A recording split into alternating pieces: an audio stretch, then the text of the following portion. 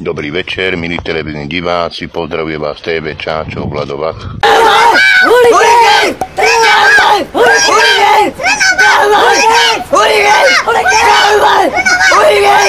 Vladovak sa stáva novým trénerom FC Spartak Trnava.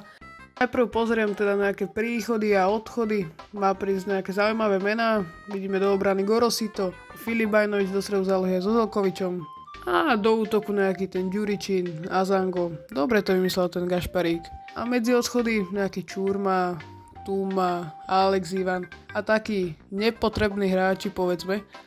Prvý zápas sezóny odohráme s našim B mužstvom a ten sa nám podarilo neskutočne vyhrať 7-0, som veľmi spokojný. Prišla správa, že Takáč chcel ísť. Takáča som sa snažil ešte presvedčiť, ale bolo to ako keby som hrach na stenu hádzal.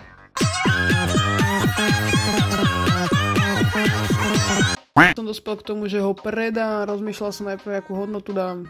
Dal som to na nejakých 500 000, nech dežerem. Dnes ale prišla ponuka len 325 000, ktorú som prijal. Ale Takáčovi musel Bristol ešte vybaviť nejaké to vízum, takže stále svietilo svetielko nádeje, že Takáč u nás zostane. Tu som sa dozvedel, že Takáčovi neprijali pracovné povolenie a s Takáčom som začal mať znova sny o prepísaní histórie, ale opak bol pravdou. O týždeň alebo o 2 to Bristol vybavil a Takáč tam prestúpil.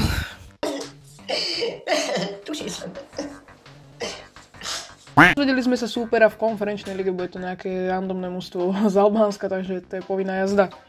Tu už riešim taktiku. Budem sa snažiť hrať tak ofenzívne, aj keď možno to počas sezóny zmením, keď budeme veľa gólov dostať tak ďalej. Jednu taktiku som zvolil 4-3-3, hra po krídlach a tú druhú 4-2-4, gen press. Takže budeme hrať ozaj ofenzívne. Tu 4-2-4 potom neskôr asi zmením na 4-2-3-1, keď prídu noví hráči. A tak uvidíme, jak sa to bude vyvíjať. Tu môžete vidieť nejaké highlighty zo zápasu s Kisvárdou. Tuto Kelvin Ofori otvoril skóre zápasu, v zápase sme inkasovali. Ďalej Ofori druhýkrát sa presadil, za to som veľmi rád a cením ho. Na druhom polčase sme stihli ešte inkasovať, ale potom sme následne sme spravili nejaké striedania a môžeme vidieť, že zápas sme nádherne otočili. Pán Breznik, veľmi dobrý výkon, za čo musím pochváliť. Rovnako ako Azanga, Oforiho a tak ďalej. Nakoniec sme vyhrali 4-2.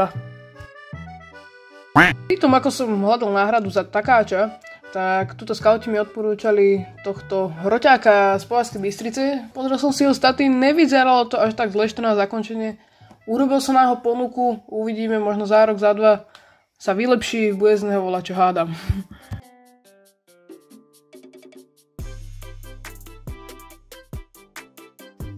Tak tu som našiel potenciálnu náhradu za Takáča a Andrenači, dúfam, že to čítam dobre, brankár z Breštie. Ako má záujem prestúpiť, síce vysoké platové požiadavky, ale to by sme hádam vybavili. Urobil som za neho nejakú tú ponuku, uvidíme, čo to dá. Ale to už sa dozvieme v ďalšom parte. To na záver videa si zhrňme tú letnú prípravu. Vyhrali sme 2 zápasy, jeden prehrali, jeden remizovali. Myslím si, že celkom v poriadku sme pripravení na ligu. Takže to je odo mňa všetko. Majte sa.